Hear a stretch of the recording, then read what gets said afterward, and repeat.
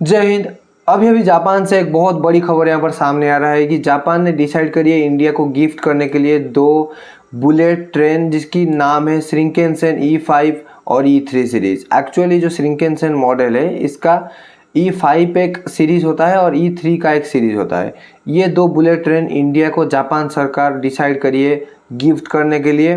क्या है एक्चुअली है, क्या ये एक्चुअली सच में है या नहीं है, या क्या इसके पीछे लॉजिक है, या क्या कुछ हो रहा है, आज की इस वीडियो में डिटेल में समझने वाला है। तो चलो वीडियो को जल्दी से शुरू करते हैं। ये जो शिंकानसेन वाला मॉडल है ये एक्चुअली जापान का एक high tech bullet train model है, जहाँ पर इसका बहुत सारे मॉडल होते हैं। जैसे कि E5 एक मॉडल है, सीरीज है, E3 एक सीरीज है, ऐसे ही E10 भी एक सीरीज है। जो कि E5 और E3 जो सीरीज है ये अभी एक्चुअली जापान में लॉन्च हो चुके हैं और 2011 से जापान में चलते जा रहे हैं। और ये जो E3 सीरीज है ये थोड़ा सा पुराना वर्जन है। और अगर बात करें E5 सीरीज की, ये लगभग अभी 2018-19 के टाइम पर डेवलप हुई थी जापान में। और इसका लगभग स्पीड जो है 320-30 किलोमीटर पर आवर की स्पीड से ये चलता है। और ये जापान में अभी ऑफिशियली अकम्प्लिश भी हो चुका है और ये चलता ही है जापान में अभी, और लोग इसको यूज भी कर रहे हैं। और ये जो ट्रेन दो गिफ्ट कर रहा है जापान इंडिया को, ये अभी डिसाइड हो चुकी है कि जो मुंबई अहमदाबाद वाला हाई रेलवे कॉरिडोर जो है, जो अभी करेंटली अंडर कंस्ट्रक्शन है, जो कि चल रहा है, वहाँ में चलेगा ये ट्रेन। और लगभग जनवरी 26 के आसपास ये ट्रेन यहाँ पर चलेगा। और क्यों चलेगा? इंडिया का जो यूनिक एनवायरनमेंट है, जहाँ पर टेम्परेचर बहुत ज़्यादा है, डस्ट वस्ट वगैरह बहुत ज़्यादा है, वहाँ पर टेस्ट करने के लिए ये ट्रेन को लाया जाएगा और इंडिया में ये चलेगा। और इंडिया में देखेंगे कि एक्चुअली ये ट्रेन कैसे काम करता है, इतनी हार्श कंडीशन में ट्रेन परफेक्टली काम कर पाता है या नहीं कर पाता है। क्योंकि एक्चुअली देखा जाए ना, ये ट्रेन बहुत ही स्पीड वाला ट्रेन है। और इंडिया का जो मिशन है आगे चलकर अपना जो रेलवे नेटवर्क को पूरी तरीके से चेंज करने के लिए, यहाँ पर हमारे को भी डिसाइड करना है कि एक्चुअली हम इस ट्रेन को लेंगे या नहीं लेंगे। हम इंडिया गवर्नमेंट डिसाइड करिए कि लगभग E5 का जो सीरीज है वो अपना जो नेशनल रेलवे प्लान है जो कि 2030 तक अपन कंप्लीट करने के लिए लगे हुए हैं, उसके लिए इंडिया ने डिसाइड करी थी कि E5 का जो सीरीज का जो ट्रेन है उसको हम लाएंगे और इंडिया में वो चलेगा और बुलेट ट्रेन उस सीरीज को लाएंगे। तो अभी वहाँ पर E5 और E3 सीरीज को जापान गवर्नमेंट फ्री में इंडिया को गिफ्ट कर रहा है। क्यों? क्योंकि इंडिया का हार्श कंडीशन में वो कैसे परफॉर्म कर रहा है उसके डाटा कलेक्शन करने के लिए। अगर इंडिया का जो एनवायरनमेंट में उन्होंने डाटा कलेक्शन करी और आगे चलकर वो इंडिया के पर्सपेक्टिव से इंडिया के एनवायरनमेंट के रिलेटेड चेंजेस कर सकते हैं और इंडिया में best of the best quality of the train दे सकते हैं। और आगे चलकर बहुत बड़ी डील भी इंडियन रेलवे कंपनी के बिहाफ में जापान गवर्नमेंट उठा सकता है। बेसिकली ये एक बिजनेस प्लान है भाई, यहाँ पर कोई फ्री में कोई नहीं रहता कुछ भी चीज़ कोई भी देश को। और एक्चुअली E5 और E3 शिंकानसेन है क्या? E5 और E3 जो मॉडल है ये एक बुलेट ट्रेन है।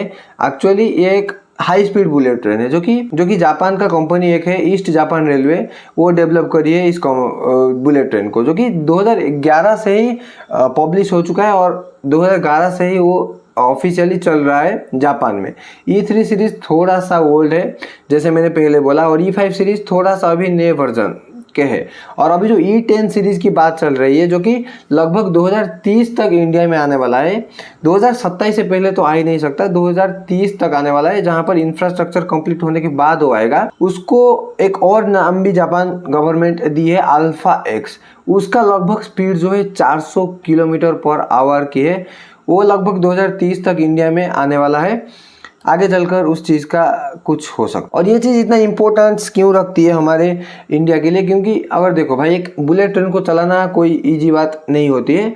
और बुलेट ट्रेन को अगर एक देश कंट्रोल हैंडल कर सकता है तो दो चार चीज़ें उनके दिमाग में आ जाता है दूसरे लोगों के दिमाग में, यानी कि दूसरे देश के दिमाग में। एक तो है भाई सेफ्टी, इंफ्रास्ट्रक्चर बहुत अच्छा है, और भी बहुत सारी चीज़ें यहाँ पर दिमाग में आ जाता है। और इंडिया को एक डेवलप्ड देश 2047 से पहले बनना है, तो bullet train is necessary. Bullet train को तुम इग्नोर करके नहीं चल सकते। इंडिया को अगर एक डेवलपिंग नेशन से डेवलप नेशन को रिप्लेस करना है तो bullet train is mandatory, bullet train is necessary for the country. और एक्चुअली यहाँ पर जो बुलेट ट्रेन का पैसा है ये कौन बेयर कर रहा है? ये जापान गवर्नमेंट बेयर कर रहा है। कौन सी company? Japan international corporation agency, एक जापानीज गवर्नमेंट कंपनी है जो कि almost 80% of the cost cover कर रहा है इस बुलेट ट्रेन का।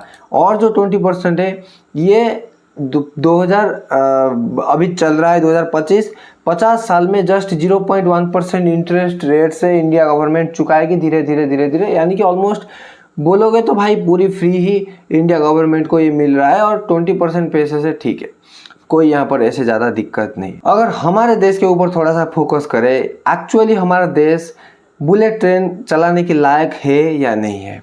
अगर हमारे देश की रेलवे नेटवर्क की बात करें तो रेलवे नेटवर्क हमारे देश में वर्ल्ड का लार्जेस्ट जो 4 रेलवे नेटवर्क है उनमें से आता है, और लगभग 1,20,000 किलोमीटर लगभग रेलवे नेटवर्क इंडिया में बिछा हुआ है, और $22 बिलियन का आसपास जो है लगभग अपना रेलवे का जो वैल्यूएशन है, और लगभग बहुत सारे passenger 8 billion passenger almost every साल इंडिया के रेलवे में इधर उधर होते हैं, चाहे छोटे मोटे यात्रा करें या बड़े यात्रा करें, उससे फर्क नहीं पड़ता। और हम यहाँ पर डिसाइड कर रहे हैं कि इंडिया को एक रेलवे के मामले में एक डेवलप नेशन बनाना है 2030 तक, और ये हो पाएगा ये नहीं हो पाएगा, ये थोड़ा सा प्रॉब्लम वाली बात है, ये थोड़ा सा डाउट वाली बात है, क्योंकि ऑलमोस्ट आधा साल बीत चुका है। 2020 के टाइम पर यह चीज़ डिस्कस हुई थी कि इंडिया को रेलवे के मामले में विकसित बनाना है 2030 तक, लेकिन अभी तक अपना जो मुंबई और अहमदाबाद वाला कॉरिडोर है वही कंप्लीट नहीं हो पा रहा है,